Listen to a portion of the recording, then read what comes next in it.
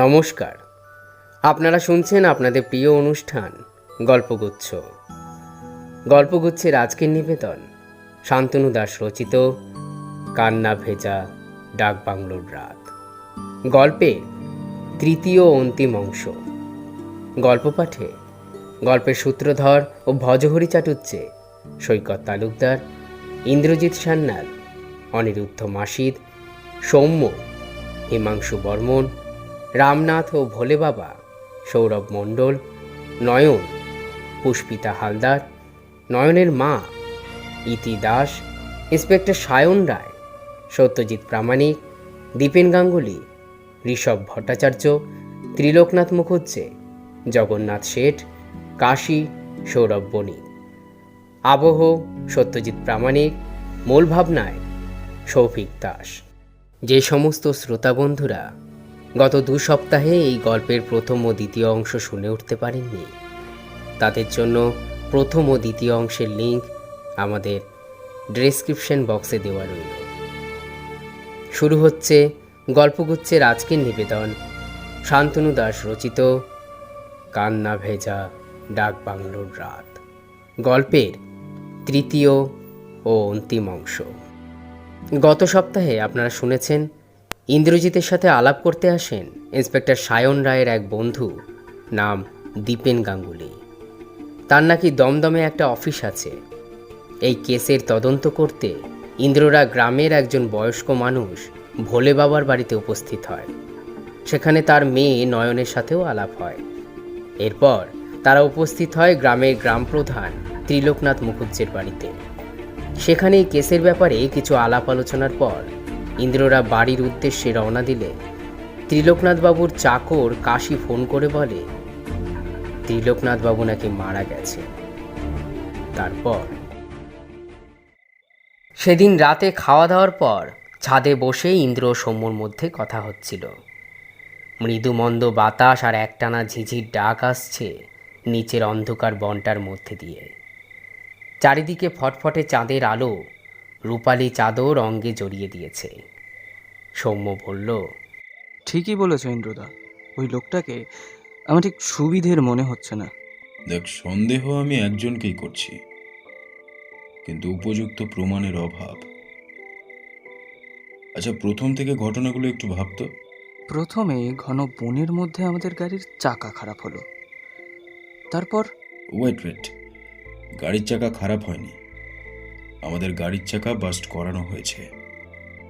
আমি সে রাতে টর্চের আলোয় কতগুলো পেরেক পড়ে থাকতে দেখেছিলাম রাস্তায়। তার মানে কেউ ইচ্ছে করে আমাদের গতিরোধ করতে চেয়েছিল। কিন্তু কেন কেউ এরকম করবে সেটা সময় হলেই জানতে পারবি। যাই হোক, তারপর কি হলো বলতো? তারপর একটা ভাল্লুকের আবির্ভাব। পরে গাড়িটার কাছে পেলাম কালো লোম, কিছু দূরে একটা কাটা হাত। তার মানে কেউ ভাল্লুকের পোশাক পরে ভয় দেখাতে এসেছিল। সেবারে মামা ভাগ্নে পাহাড়ের কথা তোমার মনে নেই? কিন্তু কাটা হাতটা অদৃশ্য হলো কি করে বলো তো? এর থেকে বোঝা যাচ্ছে কারোর একজনের পক্ষে আমাদের চোখে ধাঁধা লাগানো সম্ভব নয়। যাই হোক, আমরা এলাম ডাক বাংলোতে।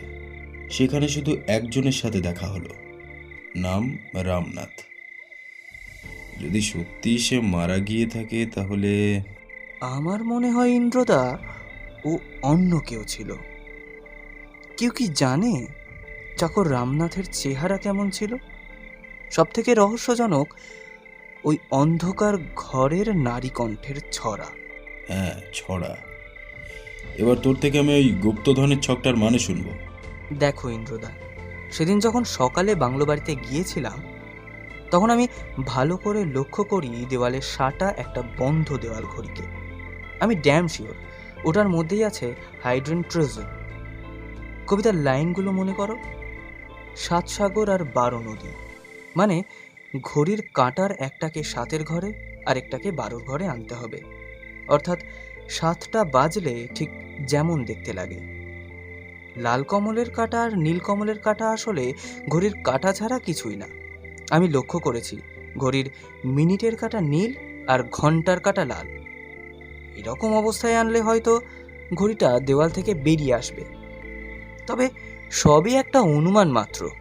বাহ, ভেরি গুড, এক্সেলেন্ট। তারপর বলি, হ্যাঁ বল। ওই নারী কণ্ঠের অট্টহাসি শোনার পরেই আমরা অজ্ঞান হয়ে যাই। ঘুম ভেঙে দেখি আমরা গাড়িতে রয়েছি। একটা ইম্পর্টেন্ট জিনিস অমিট করলি। ও, মাঝখানে অবশ্য রামনাথ ঢুকেছিল। হাতে কি ছিল? হাতে হাতে হাতে মোমবাতি।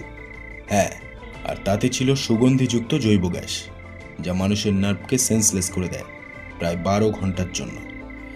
অথচ ওটা ক্ষতিকারক নয়। আমরা অজ্ঞান হয়ে যাওয়ার পর আমাদের তুলে নিয়ে গিয়ে গাড়ির চাকা সারিয়ে আমাদের গাড়িতে বসিয়ে দেওয়াটা আর কি এমন কঠিন কাজ? ছাদ থেকে ঘরে আসার পরও ওদের আলোচনা থামেনি। সৌম্য বেড সুইচটা অফ করে ইন্দ্রকে কথাটা বলেই ফেলল। ইন্দ্রদা, ওই যে ভোলা বাবা আছে না, আমি নিশ্চিত ওটা ওর ছদ্মবেশ। ইউ আর গ্রেট সমু, এটা আমার মাথাতেও এসেছে। Good point. সেদিন আমার দুটো জিনিসে খটকা লেগেছে ইন্দ্রদা। প্রথমত, উনি বললেন বাইরে বেরোন না, তার মানে শয্যাশায়ী। অথচ ঘরের কোণে দেখি একজোড়া চপ্পল, আর তাতে বেশ খানিকটা ধুলো লেগে রয়েছে। ওটা নিশ্চয়ই নয়নের নয়। আর দ্বিতীয়ত, উনি একটা কথা বলেছিলেন, তোমার মনে আছে ইন্দ্রদা? আমরা তদন্ত দেখি ক্লু দেখে, সেখানে ওনার তথ্যের কোনো মূল্য নেই। পরেই তিনি বললেন একটা শব্দ, ইন্সপেক্টর রায়। উনি কি করে সায়ন রায়কে ইন্সপেক্টর রায় বললেন? আমরা তো কেউই আমাদের পরিচয় দিইনি। রিয়েলি সমু, তুই আমার ভাবনার একটা দিক খুলে দিলি। আর একটা কথা শুনলে তুই আরো শক্ট হবি। ডাকবাংলোতে সেই রাতে যে নারী কণ্ঠটা শুনেছিলি, সেটা নয়নের। তা কি করে হয়? অফকোর্স হয়। আমি নয়নকে যেদিন প্রথম দেখি, সেদিনই ওর গলার স্বর শুনে অবাক দৃষ্টিতে ওর দিকে চেয়েছিলাম। গলার মিলটা স্পষ্ট বোঝা যাচ্ছিল। পরদিন সকালে থানায় বসে ইন্সপেক্টর রায়, ইন্দ্র ও সৌম্যর মধ্যে আলোচনা চলছে। ইন্সপেক্টর রায় উত্তেজিতভাবে বললেন, না, আর কোনো কিন্তু নয়। এবার বলুন তো, আসল অপরাধী কে? কেন? এই তো আমার সামনে। তার মানে? I mean to say you, মানে আপনি, সায়ন রায়, সব কিছুর কর্মকর্তা। দেখুন Indrajit babu, I can tolerate this type of practical joke. Indra মৃদু হেসে বলল, সরি স্যার, ডোন্ট মাইন্ড। আসলে গোয়েন্দাদের কাউকে হ্যারাসমেন্ট করাটা অভ্যাসে দাঁড়িয়ে গেছে। আসল কথায় আসুন, who is he? Dipen Ganguly. Are you sure? হ্যাঁ, কিন্তু উনি এখন কোথায় সেটা আমাদের জানতে হবে। আশা করি উনি যে বাড়ির ঠিকানাটা দিয়েছিলেন সেটা ভুয়ো। তবে আমাদের খেলতে হবে একটা চাল, ফাঁদ পেতে অপরাধীকে ধরতে হবে। আমার প্ল্যানটা শুনুন। এরপর আরও কিছু কথা বলে ইন্দ্র ও সৌম্য বাড়ি ফিরে আসে। সৌম্যর সব কিছু যেন কেমন তালগোল পাকিয়ে যাচ্ছে। সে ভাবছে রহস্যটা এত অনাটকীয়ভাবে শেষ হতে পারে না। ঘরে ঢোকার সময় দেখতে পেল লাল রঙের বারান্দায় বসে ভজহরিবাবু আনন্দবাজার পত্রিকা পড়ছে। জানালা দিয়ে ভেসে আসছে মন্দিরের কাসর ঘণ্টার আওয়াজ।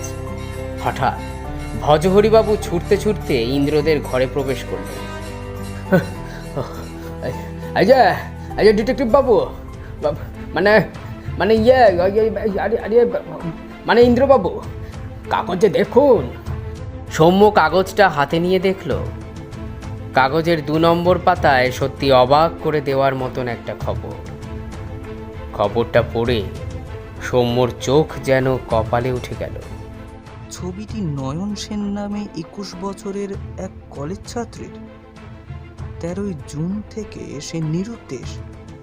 হারিয়ে যাওয়ার সময় পরনে ছিল আকাশি রঙের চুড়িদার, সাদা ওড়না।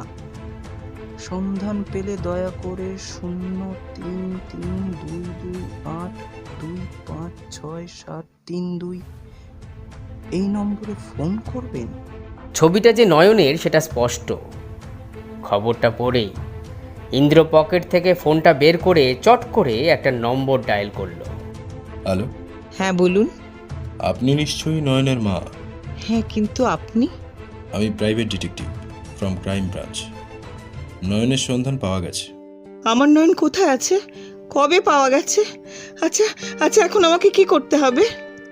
আপনি চিন্তা করবেন না, তবে হ্যাঁ, ব্যাপারটা যতটা সম্ভব গোপন রাখবেন। আমার নয়ন ভালো আছে তো? Don't worry. By the way, Nayan নিরুদ্দেশ হলো কিভাবে? 1 মাস আগে একটা তুচ্ছ ব্যাপার নিয়ে ওর বাবার সঙ্গে ঝগড়া হয়েছিল, আর নয়ন খুব একরোখা। তাই সেদিন কাউকে কিছু না বলে কোথায় যে চলে যায় কিচ্ছু জানতে পারিনি। পরে কোথাও কোনো খবর পাইনি। আচ্ছা, নয়নের বাবা? নয়ন চলে যাওয়ার পরের দিন উনিও হার্ট ফেল করেন। Sorry, I am really sorry.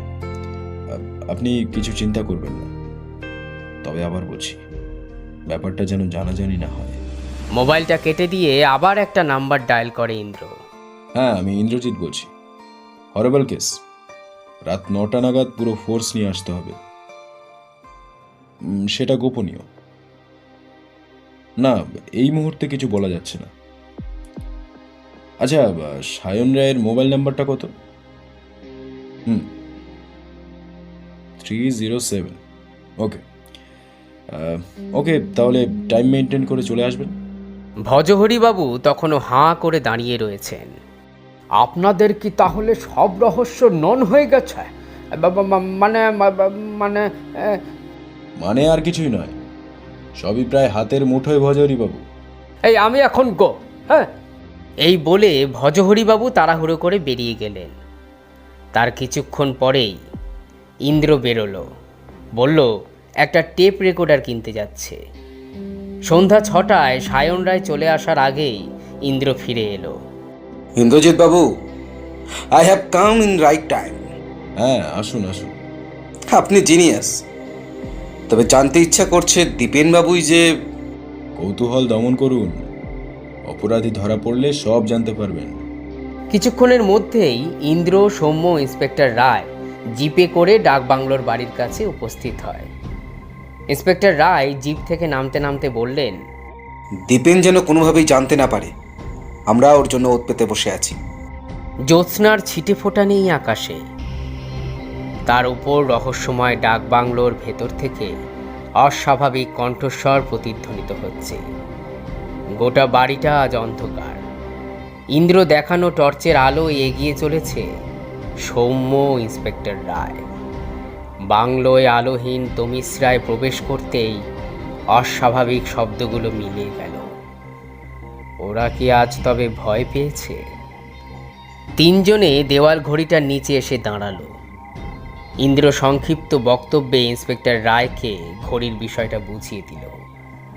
তারপর ঘড়ির মিনিটের কাঁটাটা 12-র ঘরে আর ঘন্টার কাঁটাটা 7-এর ঘরে আনতেই দেওয়াল থেকে ঘড়িটা খুলে এলো।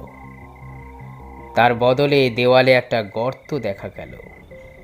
টর্চ মেরে দেখতে পেল সেখানে চকচকে কতকগুলো হিরে। আবার ঘড়িটাকে দেওয়ালে আটকে দিয়ে ইন্দ্র বলল, চলুন কোথাও আত্মগোপন করে থাকি। তিনজনে এক কোণে ড্রেসিং টেবিলের পেছনে লুকিয়ে রইল। ইন্দ্র, ইন্সপেক্টর রায়ের হাতে উদ্ধত পিস্তল। সব নিস্তব্ধ। 9টা বাজতে 5। কেউ আসছে না। ইন্দ্রর মুখে উত্তেজনার, ইন্সপেক্টর রায়ের ক্ষিপ্র দৃষ্টি। একটা তীব্র পচা গন্ধ সবার নাকে আসছে। হঠাৎ সায়ন রায় ইন্দ্রকে সিগারেট অফার করলেন। প্রত্যুত্তরে ইন্দ্র বলল, আপনি তো সিগারেট খান না। মাঝে মাঝে খাই বই কি, পকেটে সব সময় থাকে। এই যেমন এখন একটা ধরালে মন্দ হয় না। ইন্দ্র নিজের ব্র্যান্ড গোল্ডফ্লেক পেয়ে বেশ খুশি হলো। অন্ধকারেই ডান পকেট থেকে একটা গ্যাস লাইটার বের করলো। গ্যাস লাইটারের আলোয় ইন্দ্র প্রথম ধোঁয়া ছাড়ল। সায়ন রায় অদ্ভুত দৃষ্টিতে ইন্দ্রর দিকে চেয়ে রয়েছে। হঠাৎ ইন্দ্র কেমন যেন হয়ে গেল। এক হাত বুকে আর এক হাত নিজের গলায় চেপে ধরে হাঁপাতে হাঁপাতে বলতে লাগলো, আমার গলা মুখ কেন কেন এমন হচ্ছে?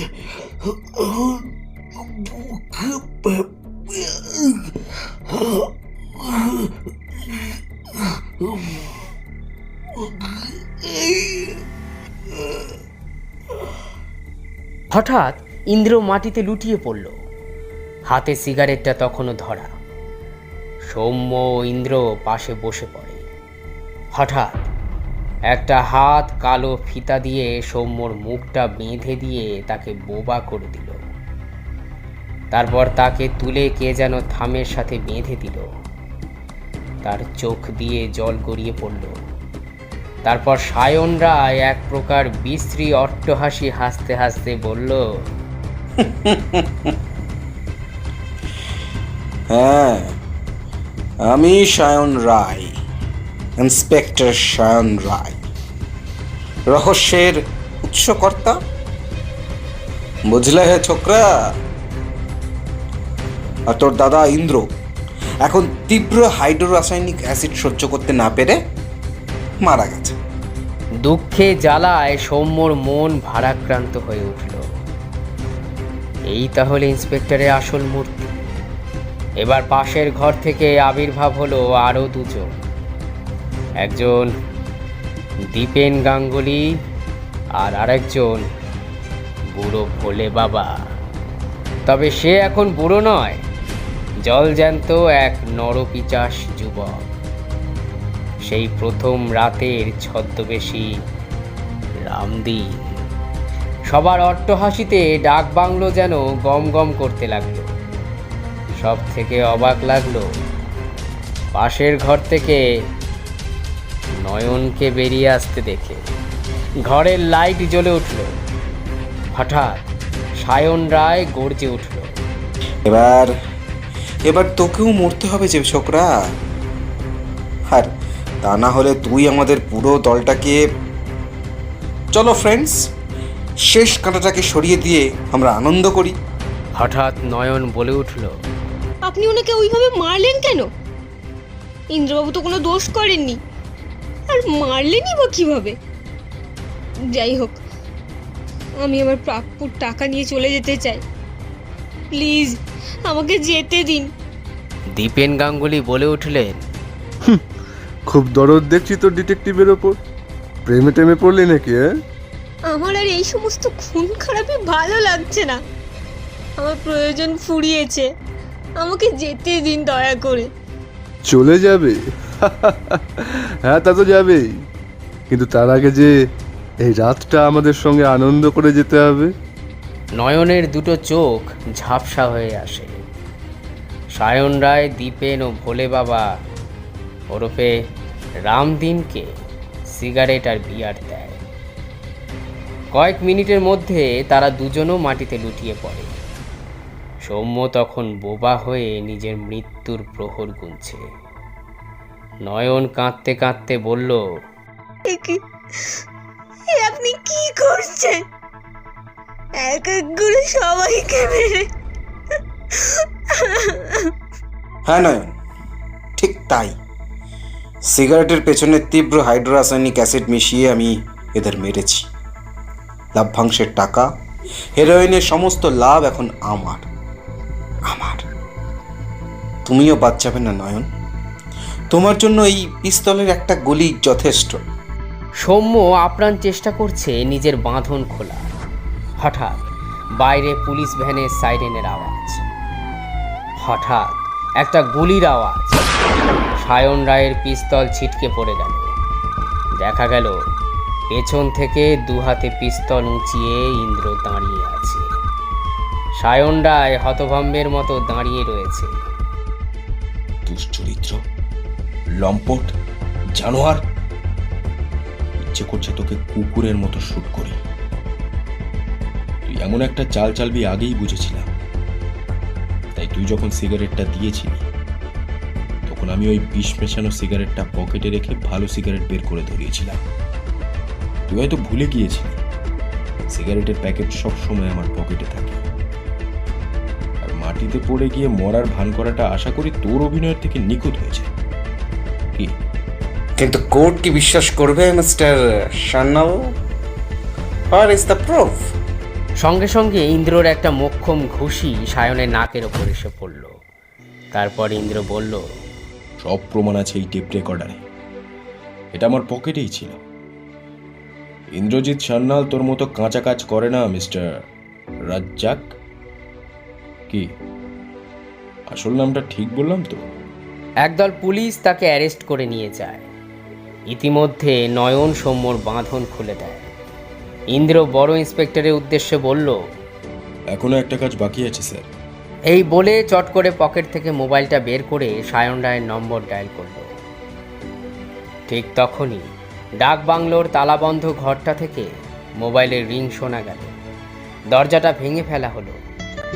পাওয়া গেল একটা মৃতদেহ, যার একটা হাত কাটা। সেই মৃতদেহের পকেট থেকে মোবাইলের রিং শোনা যাচ্ছে। পাশে পাওয়া গেল মাদক দ্রব্য ভর্তি কিছু বাক্স।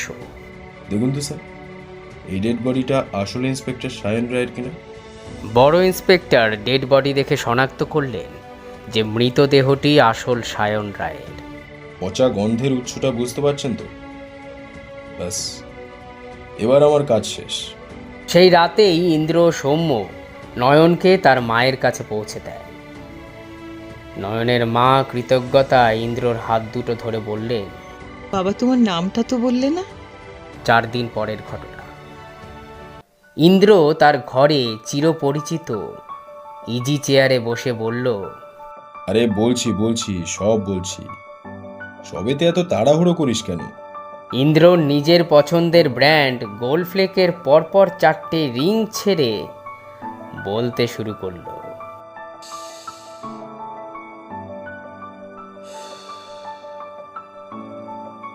সেদিন রাতটা ছিল আজকের মতন।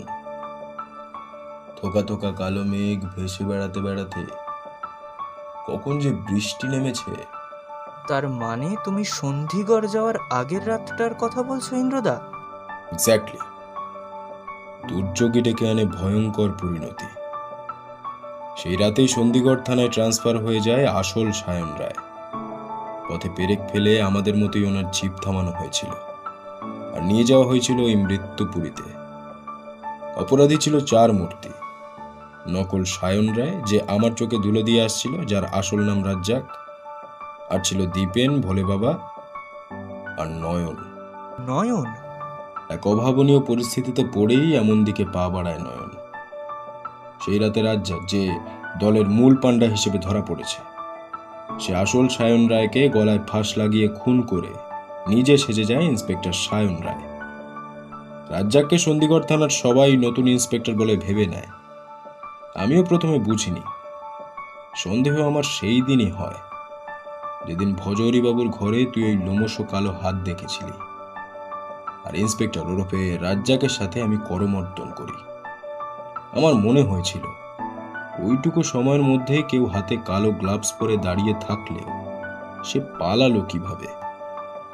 আমার আন্দাজ যদি নির্ভুল হয় তাহলে বলতে পারি ইন্সপেক্টর রায় অর্থাৎ রাজ্জাকই সেদিন হাতে গ্লাভস পরে দরজার কাছে দাঁড়িয়েছিল। তারপর গ্লাভসটা হাত থেকে খুলে চটজলদি পকেট থেকে পিস্তলটা বের করে অভিনয় করেছিল। আমি করমর্দন করার সময় ওর হাতের আংটিগুলো লক্ষ্য করি। দেখেছিলাম আংটির ফাঁকে টুকরো কালো লোম। তখনও সন্দেহটা প্রকট হয়নি। আমরা যেদিন ডাকবাংলো থেকে ফিরছিলাম, আমাদের গাড়ির কাঁচে দীপেনবাবু সাবধান লিখে দিয়েছিলেন। তখন সায়ন রায় ওরফে রাজ্জাক যে গুলিটা ছুড়েছিল, সেটা আমাদের দেখানোর জন্য। একদম তাই। এত কম ডিস্টেন্স থেকে কারো টিপ মিস হওয়ার কথা নয়। আর বাংলোতে যে মালাটা পাওয়া যায়, সেটা ভজহরিবাবুকে ফাঁসানোর জন্যই নিশ্চয়ই। আর টুপিতে কাঁচা পাকা চুল অবশ্যই রাজ্জাকের, তাই না? হ্যাঁ, আরও একটা প্রশ্ন তোর মনে জাগা উচিত ছিল। ওই তালা দেওয়া ঘরটা সার্চ করে কিছু পাওয়া গেল না কেন? আসলে তালা দেওয়া ঘরটা সার্চ করাই হয়নি।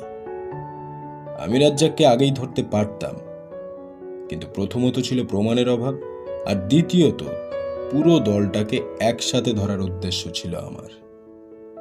আরো অনেক জায়গায় ওদের ঘাঁটি আছে, যেখান থেকে মাদক দ্রব্য পাচার করে ওরা।